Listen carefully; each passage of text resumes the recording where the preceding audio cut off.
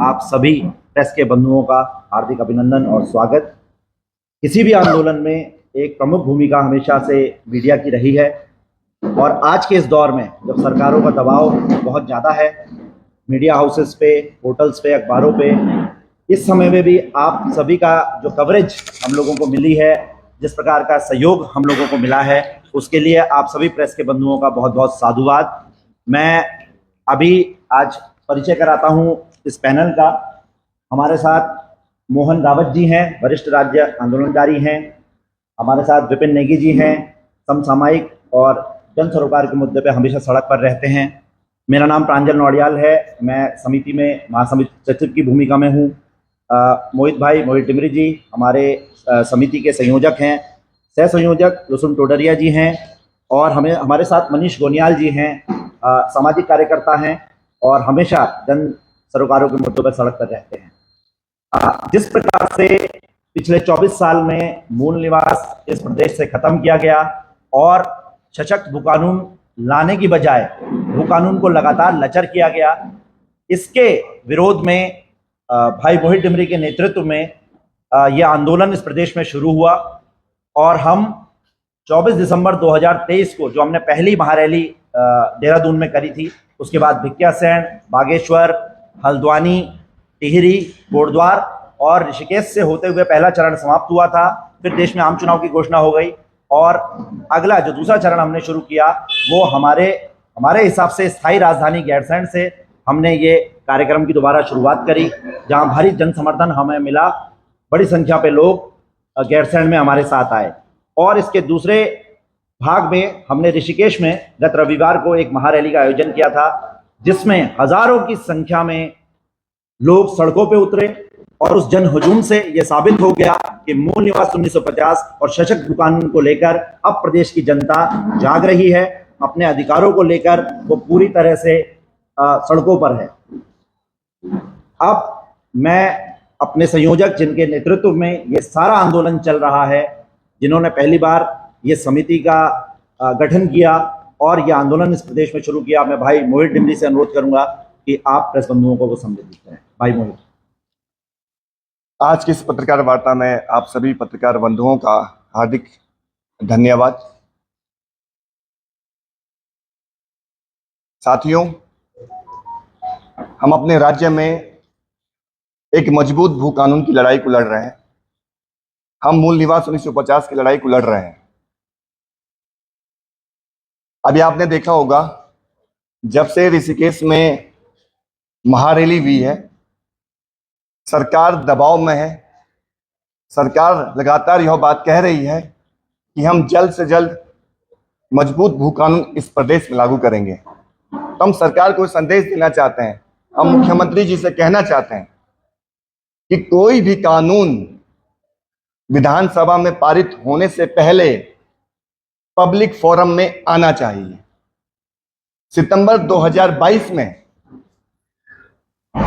Retired IAS Subhash Kumar ji की अध्यक्षता में भू कानून को लेकर जो कमेटी बनी थी, सबसे पहले सरकार उस कमेटी की रिपोर्ट को जनता के बीच सार्वजनिक करे, ये हमारी सरकार से मांग है। हम ये मांग कर रहे हैं सरकार से, आप सर्वदलीय मीटिंग बुलाइए, आप संघर्ष समिति के लोगों को उस मीटिंग में शामिल करिए और आम सहमति बनाइए। जनता की भावनाओं के अनुरूप, जनता की सोच के अनुरूप आप इस प्रदेश में मजबूत भू कानून लाइए। ऐसा नहीं होना चाहिए कि आप भू माफिया के दबाव में यहां पर कानून बनाकर यहां की जमीनों का व्यापार खुले तौर पर करना चाह रहे हैं। आप देखिए, जो 2018 में यहां पर भूमि कानून में संशोधन किया गया, जिसका ड्राफ्ट उत्तराखंड सरकार ने नहीं बनाया, इस बात को भी हमें समझना होगा। जो ये जमीनों की खुली लूट 2018 से इस राज्य में शुरू हुई है, इस लूट की पटकथा दिल्ली में लिखी जा चुकी थी। दिल्ली में ड्राफ्ट बनकर तैयार हुआ और दिल्ली से इस ड्राफ्ट को उत्तराखंड भेजा गया और यहां मुख्यमंत्री इनको कहा गया, मुख्यमंत्री के जो आका दिल्ली में बैठे हुए हैं, उनको कहा गया कि आप इस ड्राफ्ट के अनुरूप कानूनों में संशोधन कीजिए, जमीनों की खुली लूट कीजिए, ताकि एक रास्ता खुल सके। ये लूट उद्योगों के नाम पे यहां पर शुरू हुई है। आज आप देखिए पूरे राज्य भर में हर कोने में, हर हिस्से में जमीन की बेतहाशा बंदरबाट हो गई है। हम ये चाहते हैं कि सरकार कोई भी कानून लाने से पहले पब्लिक फोरम में उस कानून को रखे और उसके बाद ही उस कानून को विधानसभा में पारित किया जाए। ये हमारी सरकार से मांग है। हम सरकार से ये भी कहना चाहते हैं, उत्तराखंड में जो भी व्यक्ति 30 सालों से रह रहा है, जिसको यहाँ पर 30 साल हो चुके हैं उत्तराखंड की जमीन पर, उसकी पृष्ठभूमि की जांच करने के बाद ही उसको यहाँ पर आवास के लिए 200 वर्ग मीटर तक जमीन दी जाए। ये हमारी एक प्रमुख मांग है। हमारी एक और इसमें प्रमुख मांग है, उद्योगों के नाम पर जमीन की खरीद फरोख्त पूरी तरह से बंद हो जानी चाहिए। अगर कोई कृषि भूमि का उपयोग कमर्शियल यूज के लिए होता है, तो जिस व्यक्ति की, जिस काश्तकार की कृषि भूमि है, उसको भी उस उद्योग में, उस कारोबार में बराबरी की हिस्सेदारी होनी चाहिए और उस जमीन को बेचने के बजाय लीज की व्यवस्था इस राज्य में होनी चाहिए। ये हमारी एक और प्रमुख मांग है। ये लीज 10 साल की हो सकती है। ये सरकार अपने इस ड्राफ्ट में प्रावधान करे। हम चाहते हैं कि हमारे काश्तकार, हमारे यहाँ के जो लोग हैं, वो भूमिहीन नहीं होने चाहिए। उनकी जमीनें बची रहनी चाहिए। जो उनकी जमीनें अपनी हैं, वहां से उनको भी मुनाफा मिलना चाहिए। ये हमारी एक इसमें प्रमुख मांग है। हम एक और मांग कर रहे हैं, जिस तरह से आपने देखा होगा 2018 से पहले और अभी भी सरकार लगातार नगरीय क्षेत्रों का विस्तार करती जा रही है और नगरीय क्षेत्रों के विस्तार के चलते 385 गांव ऐसे हैं जो नगरों में शामिल हो गए हैं। और देहरादून में आप देख, यहां पर जो नगर की सीमा का विस्तार हुआ है, उसके बाद यहां पर 85 गांव शामिल होते हैं। जिस तेजी से नगरों का विस्तार हो रहा है और कानून ग्रामीण क्षेत्र के अलग होने की वजह से और नगर क्षेत्रों के अलग होने की वजह से जो छूट जमीनों में, नगरीय क्षेत्रों में दी जा रही है, वो बहुत ही खतरनाक है। इस पर भी रोक लगनी चाहिए। हम चाहते हैं कि पूरे प्रदेश में, चाहे नगर हो चाहे गांव हो, एक जैसा कानून होना चाहिए। ऐसा नहीं होना चाहिए कि आप नगर क्षेत्रों का विस्तार करते जा रहे हैं क्योंकि नगरीय क्षेत्र में आपने अलग कानून बनाया है, उसमें जमीनों की छूट दी है, और ग्रामीण क्षेत्रों में आपने थोड़ी सी बंदिश लगा दी है। ऐसा कानून नहीं चाहिए। हम पूरे प्रदेश में एक तरह का भू कानून चाहते हैं और कृषि भूमि पर पूरी तरह से पाबंदी की हम सरकार से मांग करते हैं। एक और हम मांग कर रहे हैं सरकार से, भूमि बंदोबस्त इस राज्य में 1964 से अभी तक हुआ ही नहीं है। इतना लंबा समय हो गया है, हमें नहीं पता कि हमारे पास कृषि भूमि कितनी है। कोई कहता है 14% कृषि भूमि है, कोई कहता है 10 है, कोई कहता है 5% है। हमें नहीं पता हमारे पास वन भूमि कितनी है। हमें नहीं पता हमारी बंजर भूमि कितनी हो गई है, सरकारी भूमि इस राज्य में कितनी है, ये हमें कोई जानकारी नहीं है। सरकार भूमि बंदोबस्त करे इस राज्य में, हमें बताए इस राज्य में वास्तव में कितनी कृषि भूमि बची हुई है। इस पर भी सरकार को काम करना चाहिए, इस दिशा में भी बढ़ना चाहिए। ये हमारी मांग है। और कोई भी जमीन हो आने वाले समय में किसी भी तरह के, वो परमिशन सरकार के द्वारा उसमें हो, सरकार उसमें परमिशन दे तो जाकर ही किसी को जमीनों को खरीदने की उसमें छूट मिले। रहा सवाल यहाँ पर अवैध बस्तियों को बसने का, उसमें भी हम एक डिमांड कर रहे हैं, किसी भी अवैध बस्ती में बसने वाले लोगों को यहाँ पर जमीन का मालिकाना हक नहीं मिलना चाहिए। उनका नियमितीकरण इस राज्य में नहीं होना चाहिए। ये हम एक और मांग सरकार से करना चाहते हैं। हम ये कहना चाहते हैं मूल निवास को लेकर, हम सरकार को ये कहना चाहते हैं, भू कानून के साथ साथ आप मूल निवास 1950 के ड्राफ्ट पर भी काम कीजिए। हम सरकार से क्या मांग कर रहे हैं? हम सरकार से मांग कर रहे हैं 1950 के आधार पे, कट ऑफ डेट के आधार पे यहाँ के मूल निवासियों का सर्वेक्षण होना चाहिए। हमें पता होना चाहिए इस राज्य में अब कितने मूल निवासी हैं। और कितने गैर मूल निवासी हैं। जो यहाँ के मूल निवासी हैं उन्हें 90% सरकारी नौकरियों में, प्राइवेट नौकरियों में, सरकारी योजनाओं में, ठेकेदारी में, तमाम तरह के रिसोर्सेज में 90% भागीदारी यहाँ के मूल निवासियों की सरकार तय करे। ये हमारी इसमें एक और प्रमुख मांग है। और आने वाले समय में हम पूरे प्रदेश भर में इस संघर्ष को आगे ले जा रहे हैं, लगातार महारैलियां कर रहे हैं, आंदोलन कर रहे हैं। अब हम जल्द केदारनाथ में भी एक विशाल महारैली करेंगे। केदारनाथ में उपचुनाव होने जा रहे हैं, वहां पर भी हम एक महारैली करके सरकार को संदेश देना चाहेंगे कि उपचुनाव से पूर्व जो हमारे ये विषय हैं, जो हम सरकार के सामने रख रहे हैं, आप इस पर काम करना शुरू कर दीजिए। वहां पर एक कार्यक्रम की तैयारी, रूपरेखा बनाई जा रही है। वहां पर हमारी जो टीम है उसने काम शुरू कर दिया है। हम लोग जो कोर कमेटी के सदस्य हैं, जल्दी हम केदार घाटी में जाएंगे। वहां पे हम उन तमाम लोगों से मिलेंगे। लगातार उन लोगों के फोन हमें आ रहे हैं। इसके बाद हम हरिद्वार में भी महारैली करेंगे, हम पिथौरागढ़ में भी करेंगे, रामनगर में करेंगे, पौड़ी में करेंगे। बहुत सारे हिस्से ऐसे हैं जहां से लगातार लोग कह रहे हैं कि आप यहाँ भी करिए इस तरह के कार्यक्रम, ताकि लोगों को और अधिक जागरूक किया जा सके। बाकी रहा सवाल जमीनों को इस खुली लूट का, तो आप सबको मैं स्पष्ट तौर पे कहना चाहूंगा, इस लूट में अभी तक की सरकारें जिम्मेदार हैं। 2002 में बनी पहली निर्वाचित सरकार से लेकर आज तक की धामी सरकार, किसी भी सरकार ने यहाँ पर जमीनों को बचाने के लिए मजबूत कानून नहीं बनाए हैं। ये बात भी हम आम लोगों को समझनी पड़ेगी। 2018 में तो इस प्रदेश में खुली लूट की छूट मिली, लेकिन उससे पहले भी जमीनों के कानून में लूप फॉल छोड़े गए। जिस तरह से शहरों का विस्तार किया गया, वहां पे कानूनों में छूट दी गई, वो भी बहुत खतरनाक साजिश थी।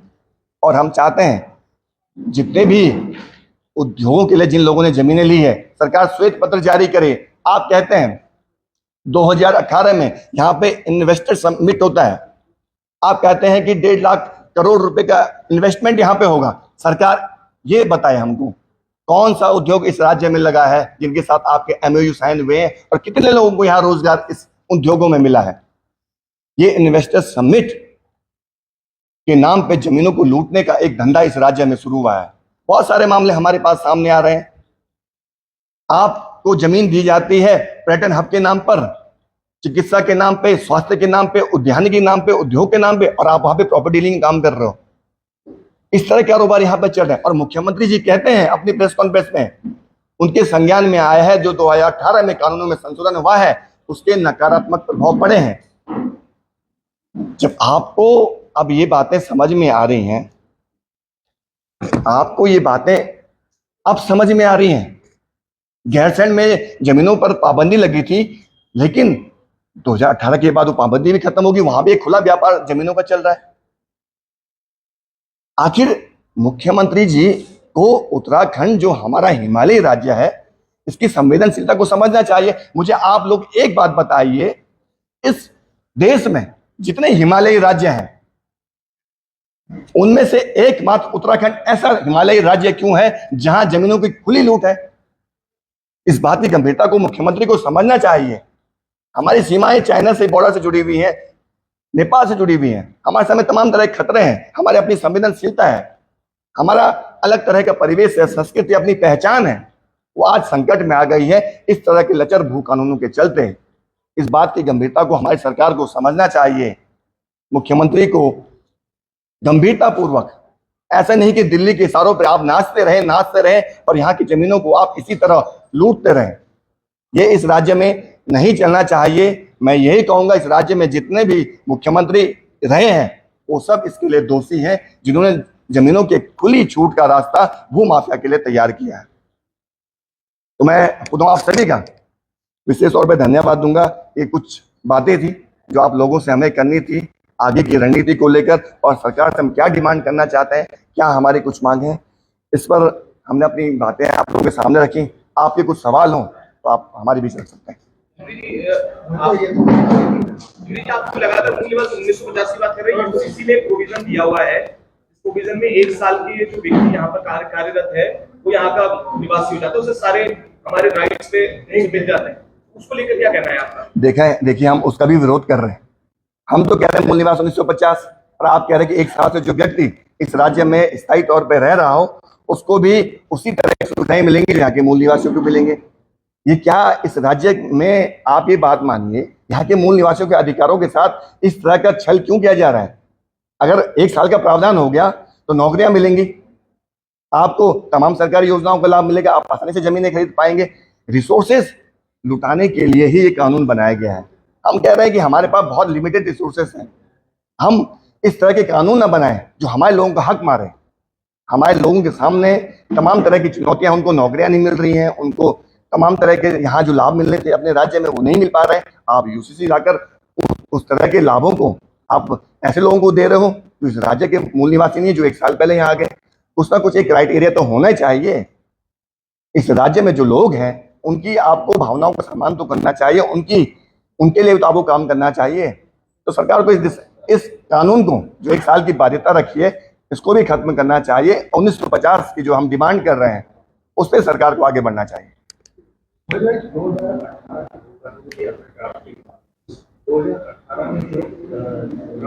वो क्या समिति को एक्सेप्ट है या उसमें कुछ सुधार चाह रहे हैं?